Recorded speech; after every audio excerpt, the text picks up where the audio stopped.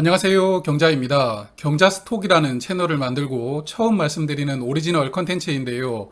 앞으로 이 채널에서는 주식 관련된 다양한 컨텐츠를 다룰 텐데 제가 자주 말씀드렸던 배당주처럼 좀 안정적인 성향의 컨텐츠도 있을 것이고 오늘 말씀드리는 주제처럼 최근 시장에서 이슈가 되고 있는 컨텐츠도 있을 겁니다.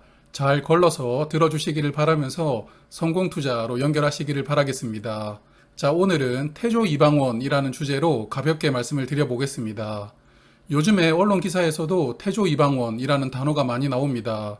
저는 처음에 태종 이방원이라고 듣고 왜 주식시장에서 갑자기 조선시대를 소환하나 이렇게 생각이 들었는데요. 그런데 자세히 보면 세종대왕의 아버지이자 조선의 3대 임금이었던 이방원은 태종입니다. 태조는 아버지 이성계이죠.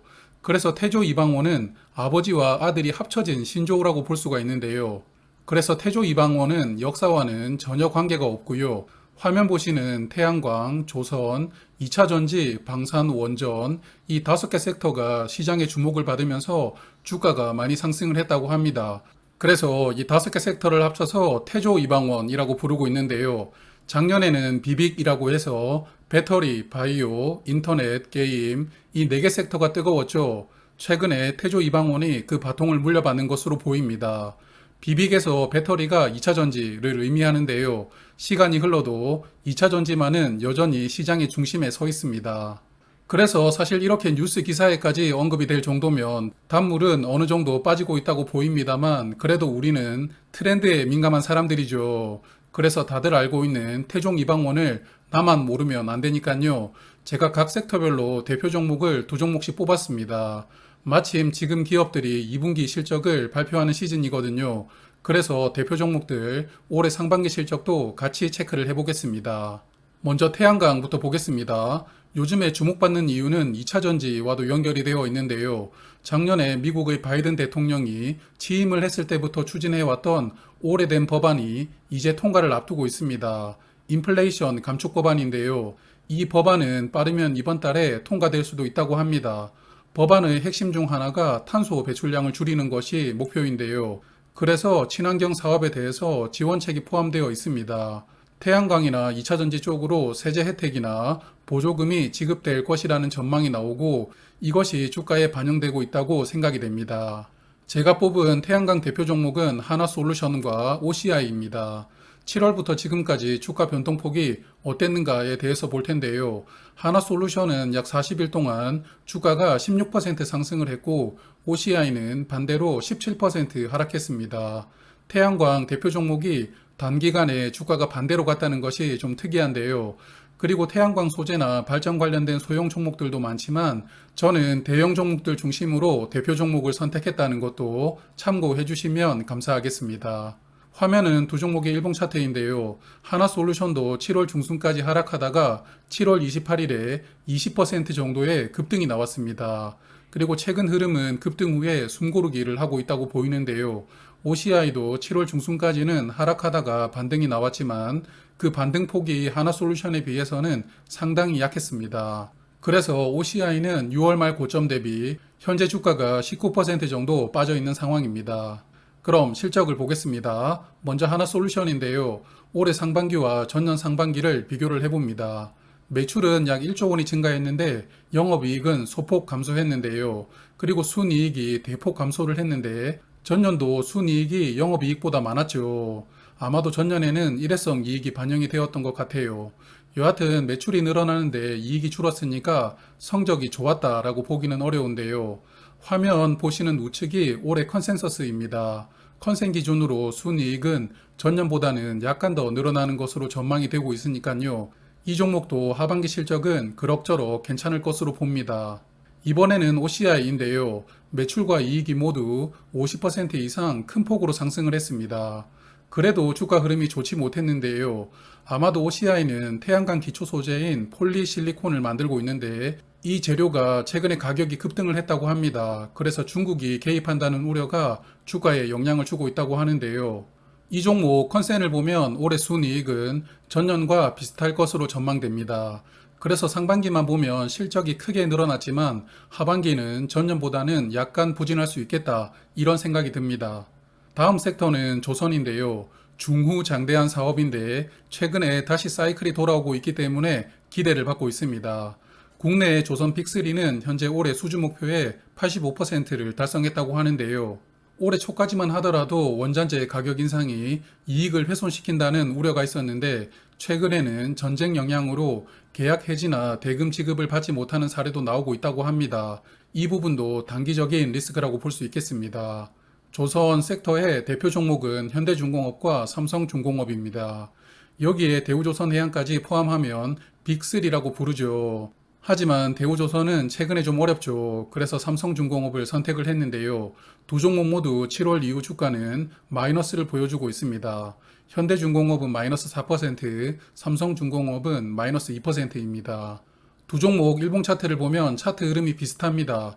7월 중순까지 급락하다가 다시 반등이 나오고 있는데요. 반등폭은 삼성중공업이 약간 더 높았다고 볼 수 있습니다. 그래서 현대중공업은 6월 말 고점 대비 9% 정도가 하락한 상황이고요. 삼성중공업은 5% 정도 하락한 상황입니다. 현대중공업 상반기 실적을 보면 여전히 적자입니다. 그래도 전년 대비 적자폭을 1,000억 원 줄였는데요. 올해 컨센서스는 전년 대비 적자폭이 6천억 원이 줄어든 2,300억 원 정도가 적자 예상되고 있습니다.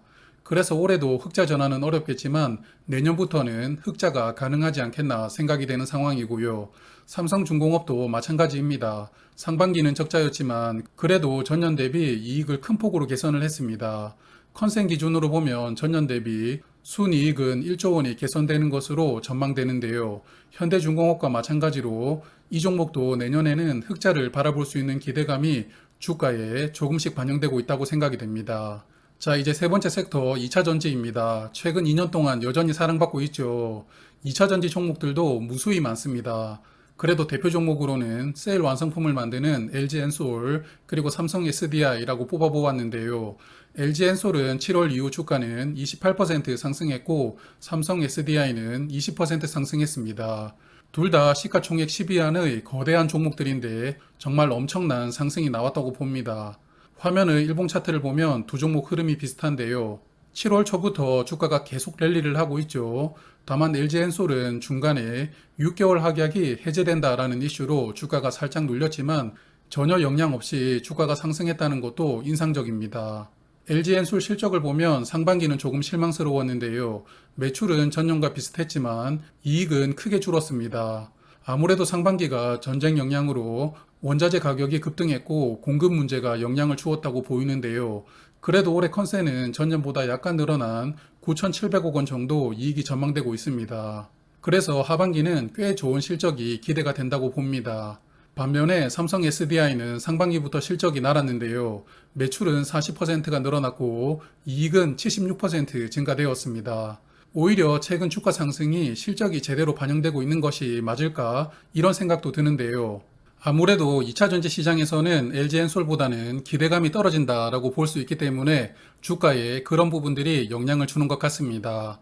여하튼 올해 컨센 기준으로 전년 대비 이익은 5천억 원이 늘어나는 것으로 전망이 되니까요. 하반기 실적도 순항을 예상합니다. 네 번째 섹터 방산입니다. 최근에 엄청난 주목을 받고 있죠. 바로 무기 수출 때문인데요. 폴란드에게 최대 40조 원 규모로 무기를 수출하는 계약을 체결했습니다. 주요 수출 품목은 전차, 자주포, 전투기인데요. 전차는 현대로템, 자주포는 하나에어로스페이스, 전투기는 한국우주항공이 담당합니다. 이 세 개 기업 중에서 덩치가 큰 현대로템과 하나에어로스페이스를 대표 종목으로 뽑았습니다. 7월 이후에 두 종목 주가 흐름은 완전 좋았는데요. 현대로템은 19% 상승했고 하나에어로는 무려 39%가 상승했습니다. 완전 급등주 저리 가라 상승률이 나왔는데요. 일봉 차트를 보면 두 종목 주가 흐름은 비슷하지만 약간 차이가 보이는데요. 현대로템은 무기 수출 기사가 나오고 급등을 했다가 현재는 숨고르기를 하고 있고 하나에어로스페이스는 짧은 숨고르기를 하고 다시 한 번 더 상승이 나왔습니다. 그래서 하나 쪽이 상승폭이 더 컸다고 보이는데요. 현대로템부터 실적을 보면 매출은 7% 증가했는데 순이익이 98%가 증가되었습니다. 거의 2배가 늘어났는데요. 다만 이 종목은 이익률이 상당히 낮습니다. 약 2% 정도 이익률인 것 같은데요. 그래서 실적이 개선되었지만 이익률이 아쉽다 그렇게 생각합니다. 컨센서스를 보면 전년 대비 매출과 이익은 조금씩 늘어나는 것으로 전망되는데요. 사실 방산 섹터는 이제 계약이 체결이 되었으니까 생산은 내년부터 본격적으로 하겠죠. 그래서 내년 실적부터는 어느 정도 반영이 되지 않을까 싶습니다. 그리고 하나 에어로스페이스는 매출은 조금 늘었지만 순이익이 급감했는데요. 1,300억 원 줄어들면서 73% 감소했습니다. 올해 컨센이 순이익은 약 700억 원이 줄어드는 것으로 전망이 되니까 하반기에는 조금 더 좋아지는 실적을 보여주지 않을까 생각합니다. 이제 마지막 섹터입니다. 원전이죠. 새로운 정부가 밀어준다는 기대감, 그리고 재생에너지만으로는 전력 공급이 부족하기 때문에 화석 연료를 대체하는 에너지 자원으로 다시 등장하는 것이 기대가 되는 섹터입니다. 대표 종목으로는 두산 에너빌리티와 한전기술을 뽑았는데요. 7월 이후 주가는 거의 변동이 없었습니다. 두 종목 일봉 차트를 보면 비슷한데요. 7월 중순까지 하락하다가 최근에는 종합지수가 상승할 때 같이 반등하는 흐름입니다. 두산 에너빌리티 쪽이 조금 더 하락폭이 컸고 반등폭도 크게 나왔다고 보입니다. 두산 실적을 보면 상반기에 일회성 순손실이 있었나 본데요. 매출과 영업이익이 늘어났는데 순이익이 적자로 전환을 했습니다. 그리고 이 종목은 대형 종목인데 컨센이 없다는 것도 좀 특이합니다. 그리고 한전기술은 매출과 이익이 모두 전년보다 크게 증가했는데요. 다만 이 종목도 이익률은 상당히 낮은 편입니다. 올해 컨센을 보면 전년보다 순이익은 약간 줄어드는 것으로 전망되고 있고요. 그래서 지금까지 5개 섹터 10종목을 살펴보았는데요. 하나 에어로처럼 40% 가까이 급등한 종목도 있고 OCI처럼 17% 하락한 종목도 있었습니다.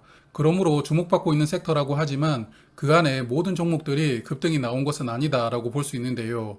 주식은 원래 오른 놈이 더 올라가는 경우가 일반적인데 또 이렇게 주가가 충분히 오른 친구들을 덥석 잡았다가는 낭패가 생길 수도 있습니다. 항상 신중하게 종목을 선택하시기를 당부드립니다. 오늘 준비한 내용은 여기까지이고요. 이렇게 새로운 채널에서 말씀을 드리다 보니 유튜브를 처음 시작하는 느낌도 납니다. 그럼 다음에도 또 좋은 정보로 인사를 드리겠습니다. 오늘도 고맙습니다.